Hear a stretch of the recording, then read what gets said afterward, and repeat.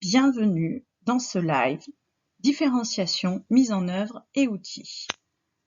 Nous allons voir dans un premier temps un rappel de la définition et pourquoi différencier. Puis nous aborderons les écueils et les difficultés, quoi et quand différencier, comment différencier avec et sans le numérique, et en résumé, je vous proposerai quelques outils. Pour conclure, je vous indiquerai où retrouver toutes ces informations. Dans un premier temps, donc, la notion de différenciation est évoquée très régulièrement dans les circulaires ministériels depuis longtemps. Sa présence est nettement marquée dans la loi de refondation de l'école, qui date de juillet 2013, et réaffirmée dans celle de l'école de la confiance en juillet 2019. Pour autant, la définition reste floue dans les textes officiels. En 2017, le CNESCO, Centre national d'études des systèmes scolaires, a donc consacré une conférence de consensus sur cette thématique afin d'aborder les éléments inhérents, de la définition à la mise en place en passant par les effets. Il faut savoir que la préoccupation de différenciation date des années 70. Régulièrement, des chercheurs ont tenté de l'expliquer, de Burns dans son livre « Essor des didactiques et des apprentissages scolaires », en passant par Perenou, Przemycki et plus récemment Kahn. Ils aboutissent tous à une conclusion quasi similaire. Pour Burns, la différenciation, c'est la différenciation des voies d'accès au savoir sans réduire les exigences d'apprentissage ou compétences à acquérir. Il considère que chaque élève, ayant une vitesse, des moyens et des manières d'appréhender l'apprentissage qui lui sont propres, la diversification des manières d'apporter les savoirs et savoir-faire permettent de répondre à la diversité des élèves au sein d'un groupe vers un objectif commun. Il part donc de son postulat, qui est affiché à l'écran. Et donc la différenciation, ce n'est pas seulement accompagner, mais c'est un accompagnement mesuré, ni trop peu, qui permet de travailler avec des classes hétérogènes afin d'acquérir la maîtrise du socle commun. Kahn va plus loin en affirmant que gérer l'hétérogénéité, c'est gérer la différence. Voyons un peu de sémantique autour du mot différenciation. Tout un réseau lexical gravite qui parfois crée de la confusion. Donc vous pouvez constater qu'il y a le mot individualisation, personnalisation, accompagnement, diversification, variété. Par exemple, l'individualisation ne va pas dans le sens de l'objectif commun. C'est un écueil dont on parlera plus tard. De même que la personnalisation qui comporte des risques. La différenciation repose sur 4 principes selon le CNESCO. Le temps et le rythme d'apprentissage. Le fait de faire entrer les élèves dans le monde de l'école et non l'inverse. Un environnement structuré avec des aides et des repères. Des situations d'apprentissage limitant les informations inutiles. Intéressons-nous aux raisons qui font que la différenciation est importante.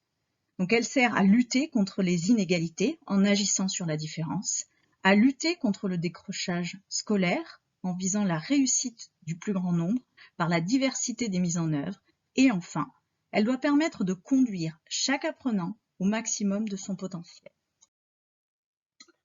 Voyons donc les écueils et les difficultés. Si dans l'esprit, tout le monde est en principe d'accord avec les bienfaits de la différenciation, dans les faits, la différenciation qui consiste à proposer un surétayage et va jusqu'à l'individualisation a également un effet sur la motivation et la désolidarisation par rapport au groupe classe.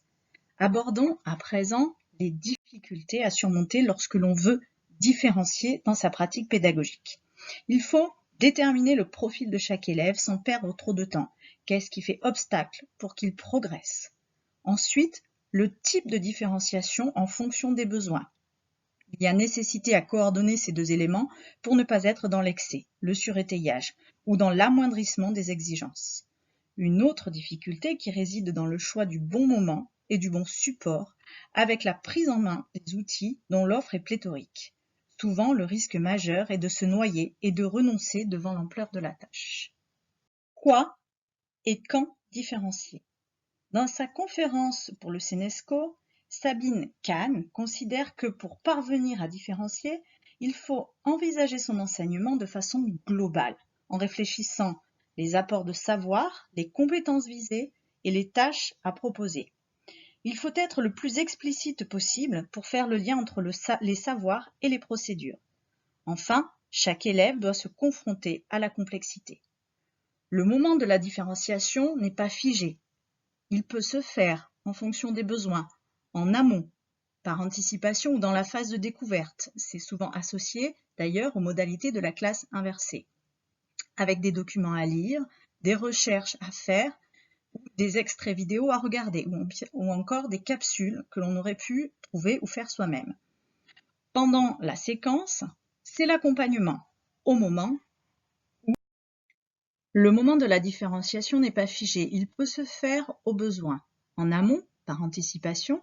Dans la phase de découverte, c'est souvent associé aux modalités de la classe inversée, avec des documents à lire, des recherches à faire, ou bien encore des vidéos à regarder, des capsules que l'on aurait trouvées ou bien fait soi-même. On peut le faire aussi pendant la séquence, c'est l'accompagnement, au moment de l'entraînement ou dans la phase de consolidation. Nous verrons plus loin quelques pistes de guidage. Et enfin, on peut le faire après la séquence. Il s'agit donc de la remédiation. En fonction du moment et ou des besoins, on ne différenciera pas de la même manière. On choisira de différencier soit le contenu, ce sur quoi la tâche va porter. Par exemple, une dictée de longueur différente en fonction du niveau plus ou moins difficile. Ça peut être aussi la structure. On envisage une même tâche pour tous les élèves, mais avec des modalités différentes. Par exemple, un QCM et des questions ouvertes avec, cependant, les mêmes questions. Le processus.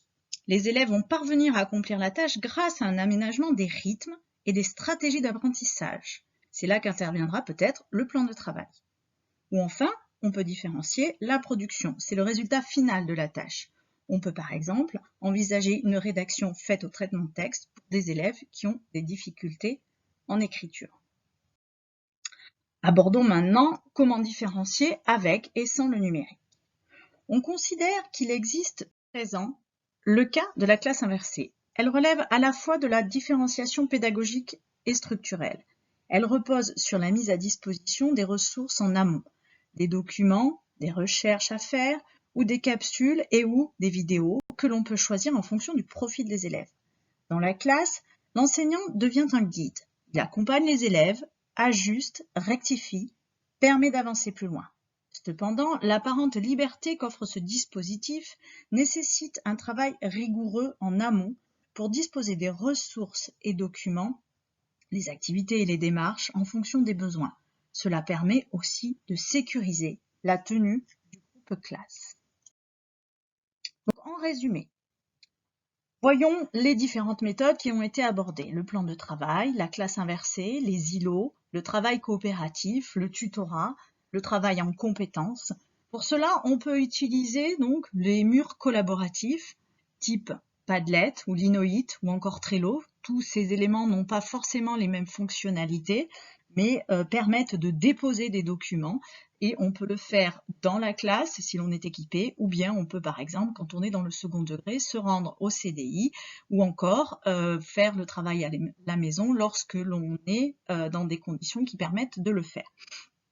On peut travailler l'écriture collaborative avec les pads, donc le Framapad est l'un des plus connus. On peut travailler avec un parcours sur les QR codes et de la réalité augmentée avec par exemple Unitag, il en existe d'autres. Je vous les proposerai dans des activités que je vous montrerai un petit peu plus tard. Donc les images interactives avec Genially. On peut créer des quiz avec la cuisinière, donc de Canopé, ou bien encore avec Learning Apps. Créer des capsules vidéo avec Powtoon ou Adobe Spark, ou bien aller sur le site La Capsulothèque qui regroupe un certain nombre de capsules déjà faites. On peut enfin utiliser des plateformes, donc Étincelle ou Corpus de Canopé, la plateforme Gelin pour les sciences, ou bien encore Tactiléo, et la BRNE qui permet donc d'avoir des supports.